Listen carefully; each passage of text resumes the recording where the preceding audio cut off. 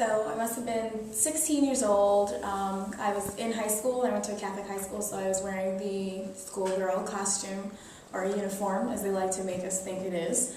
And I was on the D train on the very first stop, and so we were waiting in the station before we, started off.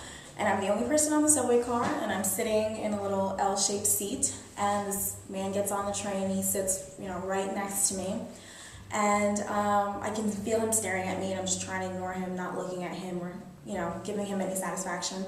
And he starts to slump over towards me, but I can tell he's still looking at me. So when I finally do look at him, I realize that he has his penis out in his hands and he's masturbating. And I felt totally violated. I got up and I told him that he was a psycho, he was sick, and that he should be ashamed of himself for doing that. And I left the car and moved up a couple of cars. And like the whole ride home, I just felt so disgusting and dirty, like being part of his little sick fantasy. And I know that my uniform had something to do with that. And so I got off, I went home and took a shower, and it just made me feel like I couldn't be safe, even just coming home from school on the train. And it's just, it made me think of all the girls that I know who, get dressed in the morning, hoping that somebody's going to say something to them or get some sort of reaction out of them, and that's sad.